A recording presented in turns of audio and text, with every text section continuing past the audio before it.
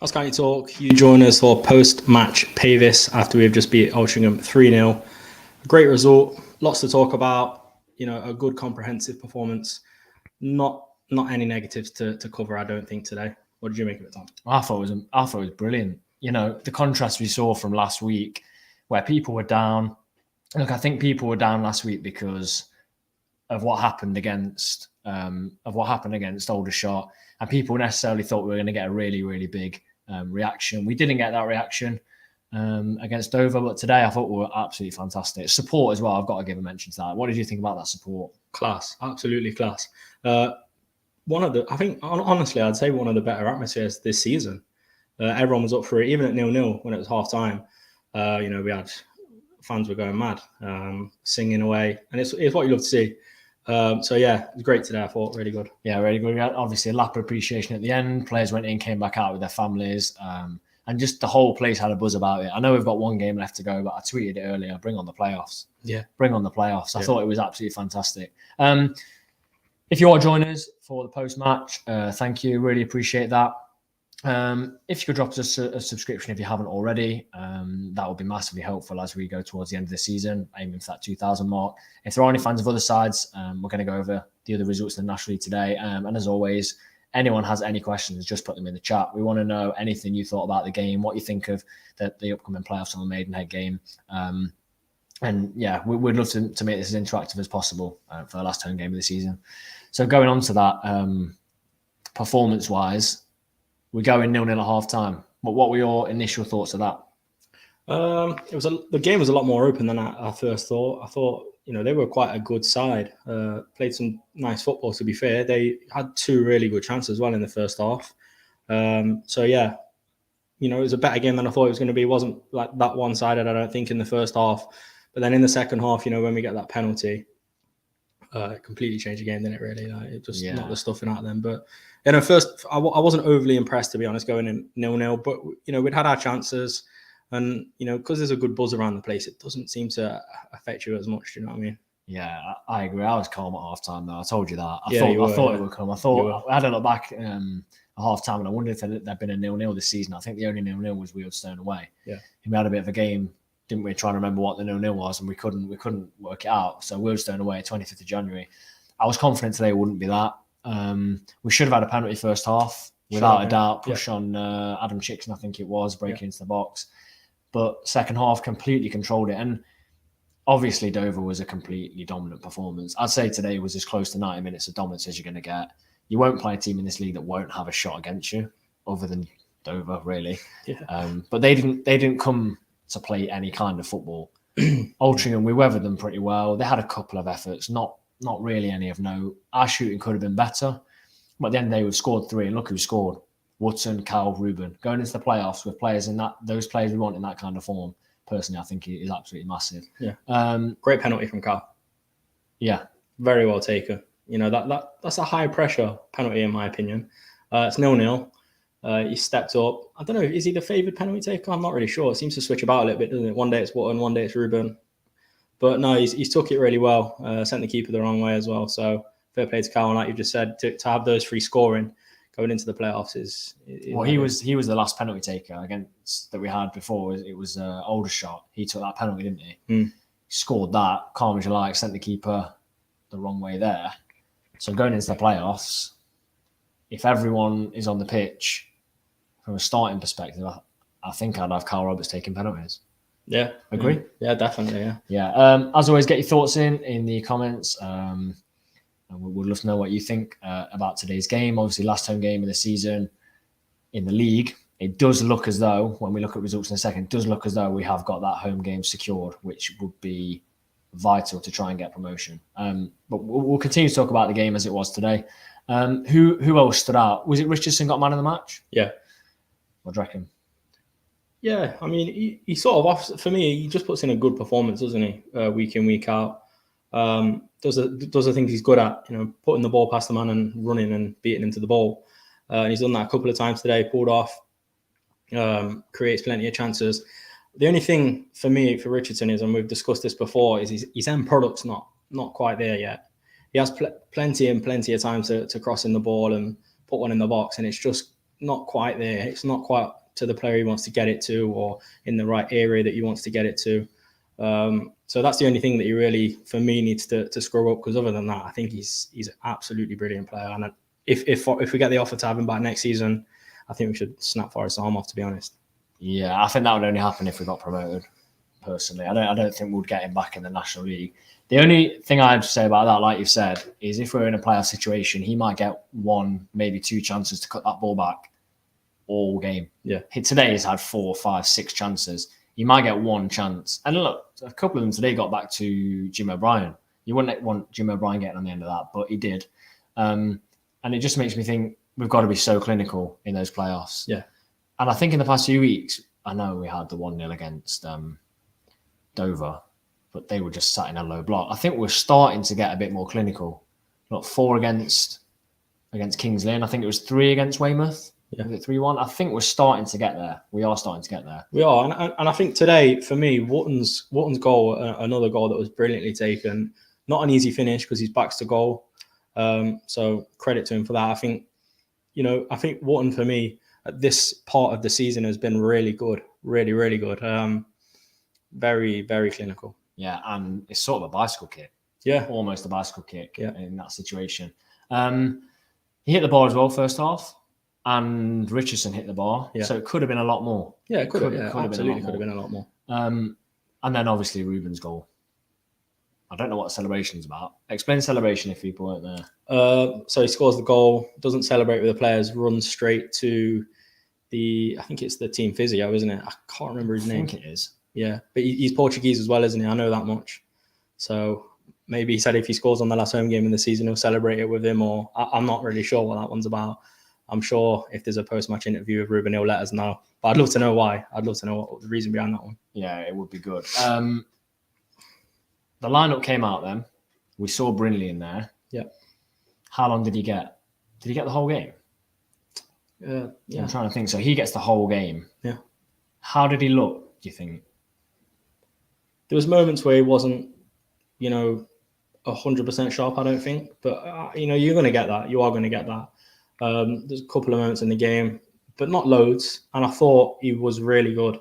Doesn't look like a player that's missed many games. Every player at this level makes mistakes. So for me, I think what a player, class player. I think he goes under the radar a little bit unsung, a little bit of an unsung hero because he's been very much in the team all season, hasn't he? So yeah, no. Today I was really impressed. It doesn't look like he's been out for as long as he has been. No, one of the biggest cheers we've heard in recent weeks. Kyle Cameron's back. Yeah, he came back. He tried to be his old self again, driving the ball out of defence. A couple of times it didn't work, but he's not played for 3 months, maybe 2.5 months. Got to be said as well. Mullet's looking strong as ever. World class, strong as ever. World class mullet in there. Yeah, welcome people that join us. Aaron will get onto that question shortly. And I was sat there thinking at 3-0, we've got the 5 at the back going on. We've got Richardson at one side. We've got Chickson as the game wore on at left wing back. There's obviously no Taylor again today. And then we've got a back 3 at that point, which is Lacey, Cameron, and Brinley at the back. And I think to myself, is that the playoff defence? I think it could well be. I think it could be.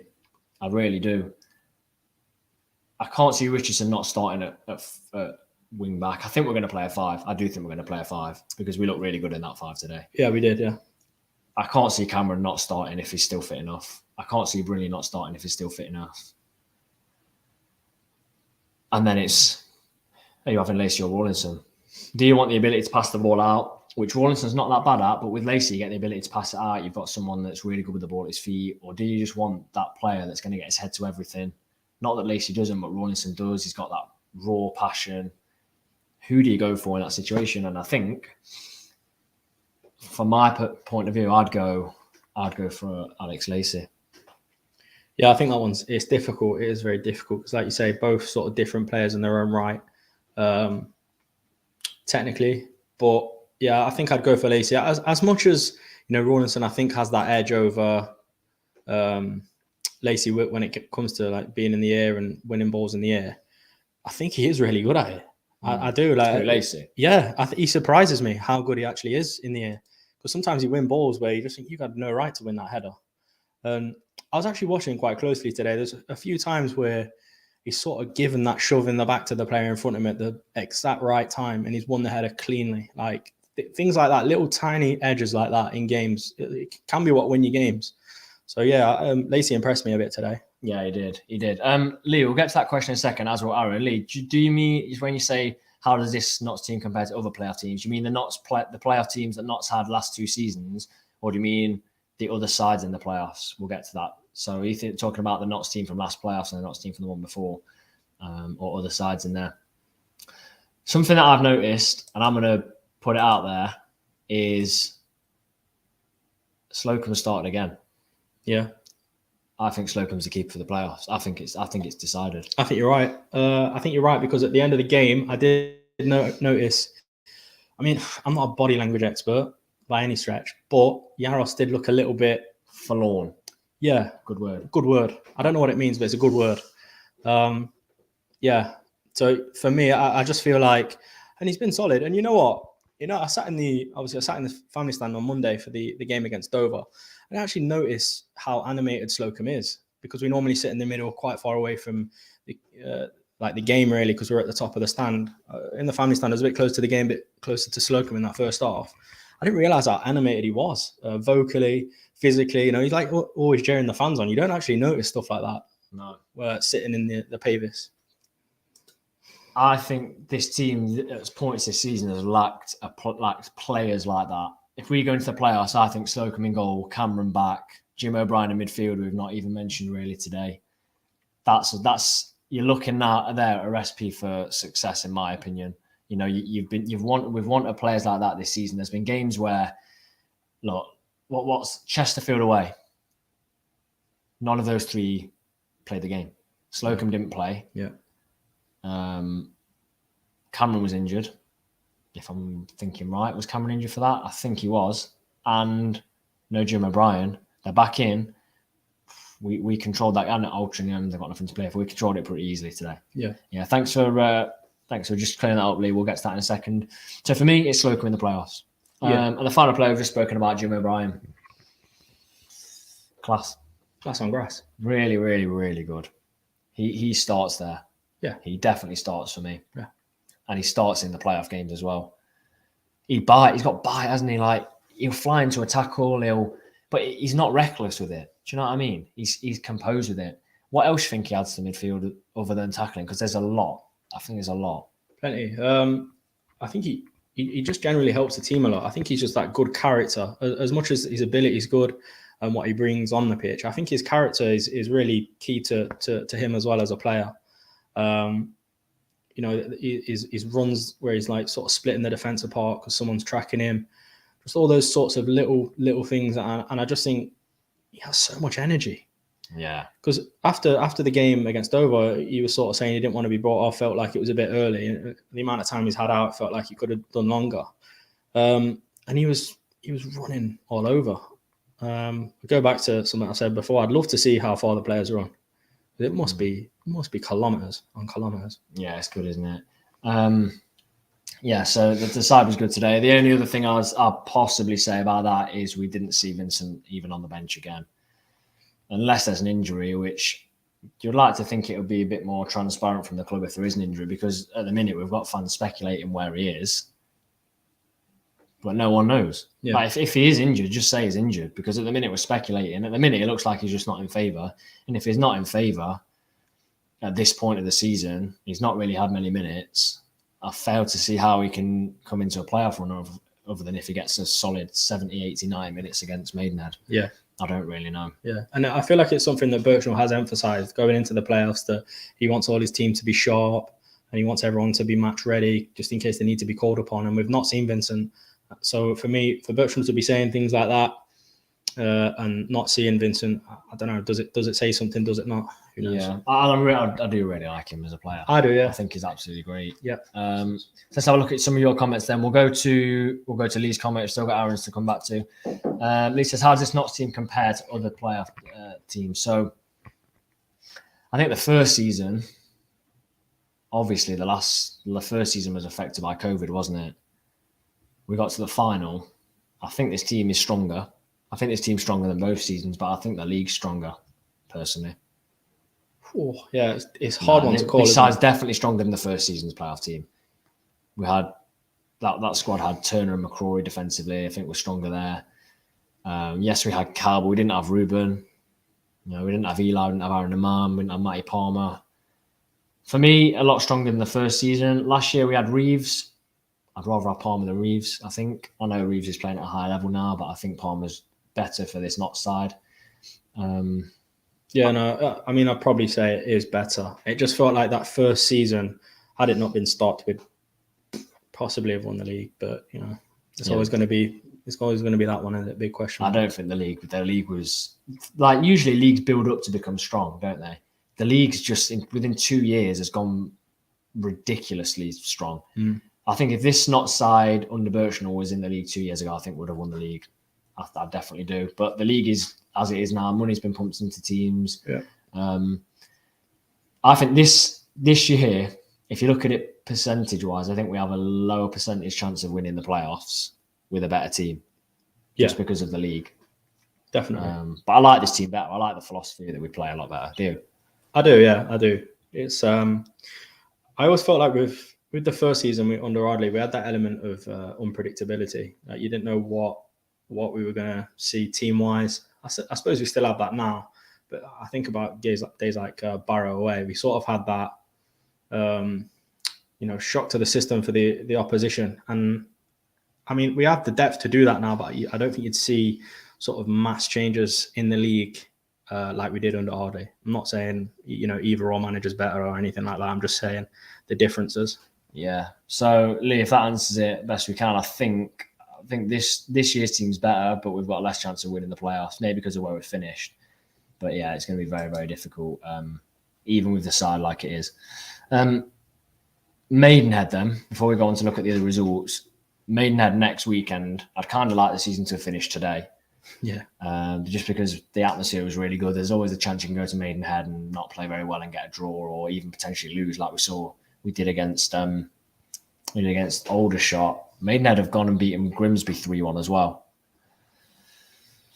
We'll just like a solid win next week. I know it sounds obvious to say, but I'd like a game where we just go and just play like today and win the game. Gain some confidence for the playoffs as well, because I think that's really important.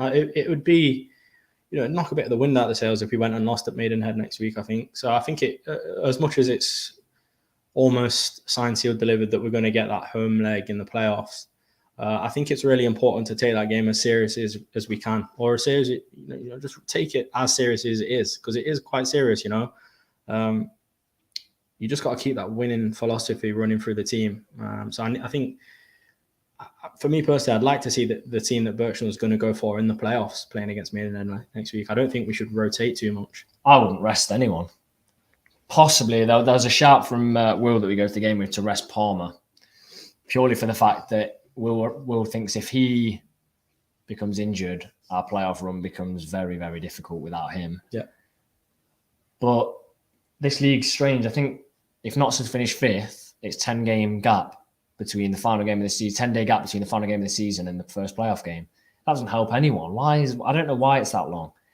It makes it more difficult for sides to keep momentum, but at the same time, it gives you longer. It gives the winning side something like 49, 50 days to get ready for EFL football. Yeah, just over a month. It's not like it's just not very well planned. Why do you need that much of a gap? It's not like they've got a fixture congestion with Wembley trying to get us a slot at Wembley for the playoff final, because that's at West Ham. So I don't really get that. Sooner out the better. Sooner out the better. Let's hope it's this year. But I just think 10 days is too long. And it's annoyed me already. 10 days, we're going to be itching for the playoffs. The players will be itching for the playoffs. If we go and get good results against Maidenhead, it's a midweek game, isn't it? It's a Wednesday, I think. Wednesday night. I'm pretty sure it's Wednesday. I think it's Wednesday or Thursday, depending where we finish. But we're 6 points ahead of Grimsby, who are the only side that can catch us now.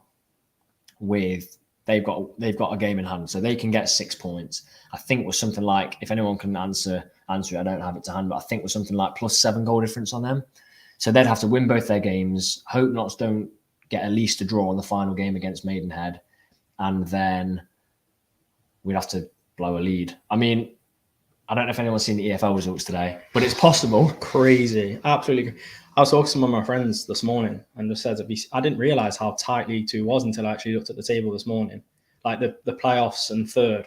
I think from third to sixth could have got the automatic space today on the final day. Like that is unreal. That's why you got to love football. There's plenty of amazing things going on in football in the minute. Like it's just fantastic games. Like I'm not going to go on about it loads because it's not really Notts County related. But you look at Man City, Real Madrid the other night. You know the championship was tight going up. Just so much to be watching as a football fan, and hopefully that means Notts going up as well. It goes to show that you can't take anything for granted. Like going back to today, Bristol Rovers and Northampton, they both won the game, which meant the only way that Northampton wouldn't get promoted is if Bristol Rovers overturned. I think it was a 9. No, I can't remember. They won 7-0 basically. They won 7-0 and got promoted because the 7th goal gave them the goal difference. So actually crazy to think that. Crazy. So it goes to think, don't take anything for granted because we've been saying all season we don't win sort of 2 or 3 games in a row. And all we have to do is win 3 games in a row. You know, we've got the players. We have to win 3 games in a row. Elliot, we are in the Laurel and Vos. They've kindly enough let us use their upstairs room. Lovely view. You can't really see it, but lovely view of Trent Bridge. Lovely. So massive thanks to them for that. Yep. So yeah, can't take anything for granted in this playoffs, no matter who we play. Now I want to go back to this first. I was just going to say, go back to that question. Right at the top. Yeah. Aaron put it in early. He's been patient. Hopefully he's still with us. Who do you want in the playoffs? We discussed this last week. Now it's 2 sides we can face. I think it's one of 2 sides we can face. Do you want to go first? Or would you like me to go first? You go first, because I think my answer is a bit boring. From what I gather, we can play Chesterfield or Grimsby. That's what I gather. Yeah. We finish 5th, we play 6th place. Yeah? We finish 6th, we play 5th place. So I think it's one of those 2 teams. It's whichever one of those finishes in 6th place. They're on the same points. Chesterfield worse off goal difference. And as well as that, there's a game in hand for Grimsby. So it's Grimsby or Chesterfield to face first. I would rather face Grimsby. Okay. I see your points. I mean, for me, to be honest with you, I'm not overly confident facing any of those teams. No, I'm not. But I just feel like we were looking with Will today at Chesterfield's results, and I think Paul Cook, since he's come in, has only won, I want to say 5 games. Yeah, one was against us, and that's, I'm sure it's 18 or 19 games. That's poor. That is poor. There's been no post-match interview today. So to me, that suggests maybe, I don't know, there's a bit of unrest there. Fans not happy, Cook not happy, the club not happy, I'm not sure. So I just feel like as much as they've been good this season, I think they've sort of been on a bit of a steady decline. So for me, I would favour playing Chesterfield. I look at it as this. I don't think, well, I might be wrong. A team in that form, you wouldn't back them to win 3 games in a row, especially when one of the games is going to be against Stockport or Wrexham. You'd think, you wouldn't back that. All the stuff that happened with Rowe there really just knocked their wheels off, didn't it? But I'd expect them to sort of, what's the saying, have like one last hurrah, and they'll probably beat Notts, and then they'll probably comfortably lose in the second one against whoever it would be. I wouldn't want to face Chesterfield, I don't think. You know, last season we had the better of them, didn't we? That unbelievable Mark Ellis header last minute. It's almost written, isn't it, that they will go the other way around and score. We haven't beaten them this season. I don't know. I don't know if Taylor had the better of them, because there was so many times that Chesterfield could have won that game as well in the playoffs. But I mean, in the final result, we had the better of them then. Yeah. And that was without any away fans. Look how much of a struggle it was. Like heart in mouth moment for the whole game. We should have won. Yeah. But, I mean, we should have beaten them at our place. 1-1. Although they did hit the post with Calvin Miller. You can't take that out. And they should have had a penalty for a foul. He's banging out of form at the minute as well. I'm hearing when they played Stockport, he may as well have had a Stockport shot. You can't say things like that, though, because it'll come back to bite us. Just did. So, you'd rather play I'd rather Chesterfield. I'd rather play Grimsby. I think as well, you know, in the playoffs, you just sort of, you thrive on games like that. You really do. I think the atmosphere against Chesterfield would be what you live for. Then you want to think, do this squad thrive on that? Do you think they do? Because at the start of the season, up to about Christmas, I would have said, yeah, we beat Wrexham at home. That was just after Christmas, I think. We beat Wrexham at home. Yeah. We beat Stockport at home. Since then, it's been roles reversed. We lost at home to Grimsby last minute. We've had, smashed at Stockport. We've been fairly unlucky, I think, this season. Not overly unlucky, not massively unlucky, but I just think we've had our bad luck, I think, this season. You know, around Christmas, you know, it was very stop-start, wasn't it? I think that disrupted our season massively. You know, we've had injuries of really important players such as Cameron, such as Brunley. And within that time frame, we've picked up some really dodgy results. So I think, you know, if things like that go your way, the table could be completely different. And there's plenty of games this season where I've left feeling like, how have we not won that? You know, we've had our chances and we've just talked about it. We've not been clinical enough in so many games this season. So yeah, I just feel like we've had our bad luck this season. Fair enough. So I think that answers who would you rather have in the playoffs. And then if you're looking at further ahead of that, obviously we're not getting ahead of ourselves, but up to 1 point today, and I think you mentioned it earlier, Aaron, Halifax could still have won the league. I don't know if they still can mathematically, probably not, but you know, they could have had Halifax winning the league. Final game of the season against Stockport. So you could have had Stockport and Wrexham dropping into the playoff places. I think if Stockport win tomorrow, that's then done. Who out of those three would you rather play? I think Solihull are even in the third place spot now. So it's crazy. It's wild. You don't know who's going to finish where. Yeah. I mean, I would have said Stockport would have been miles clear at this point. So whoever we get, it's going to be very, very, very difficult, I think, to get 3 victories. But like a few people have said, it's a 3-game mini league going into that playoffs. I mean, it feels like it's starting in 2023, the length of time after the season, but a 3-game mini league, and you take whoever we get, and you have to just take it. It's cliche. You have to take it a game at a time, don't you? Yeah, 100%. You do. Any more questions? Let us know. We'll try and get some in. Alan, let's have a look at your question.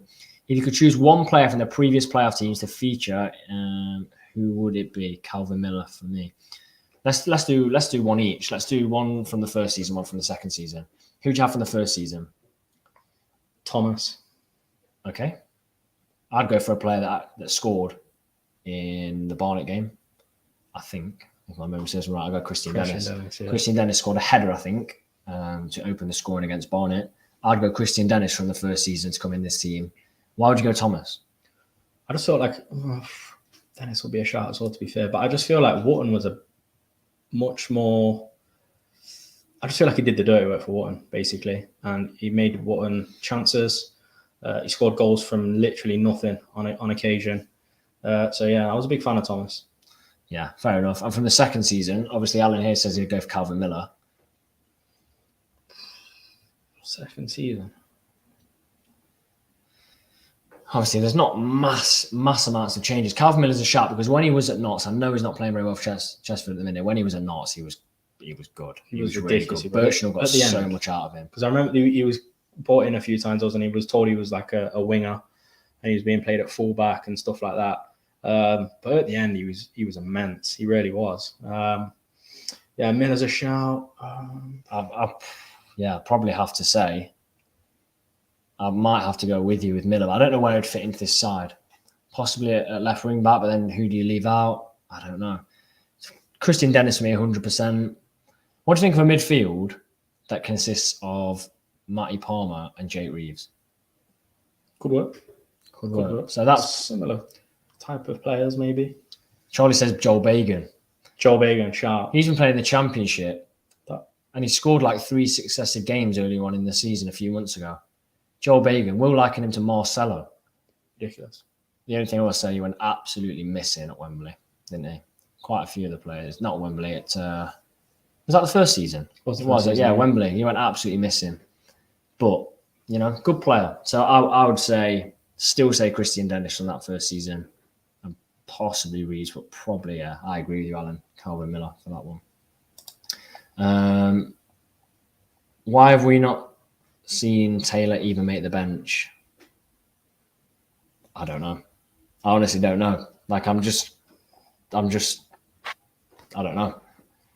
I thought we would have at least seen him make the bench after he played against Dover. Yeah. And I thought it was all right against Dover. I thought it was pretty good against Dover. Yeah. Thoughts? I don't know, because I agree. I thought he was quite good against Dover, but I just feel like there must be something there that Birchnell doesn't rate him or something. I don't know. I can't really define it. It's difficult because from what I've seen, I think he's been good when called upon, but he just sort of came out of the team and never really came back in, did he? So maybe it's something in training or personally. I really don't know. It's difficult to call, isn't it? It is. It's a tricky one. If you have enjoyed this episode of the post-match Pavis, please do subscribe to us. We're massively hoping we can get to that 2,000 mark by the end of the playoffs. Hopefully it's a 3-game playoff run that we can get to. We really appreciate everyone joining us tonight. Obviously, the weather's really nice. If you are watching back, appreciate that as well massively. But we go to Maidenhead. Hopefully, we can source some tickets because we have missed out on them. If you've got a ticket and you would like to sell it because you can't go to the game, we'll buy that off you happily. Might even swap it for a Notts County Talk mug at some point. Possibly, yeah. Possibly do that. So if you've got a spare for Maidenhead or you know anyone, get them to give us a shout. We were going to buy them hours after they went off. So a bit gutted about that one. But hopefully we can be there. And then back at Meadow Lane, 95% sure we'll be back at Meadow Lane for our first playoff fixture. As always, please don't forget to like, comment and subscribe.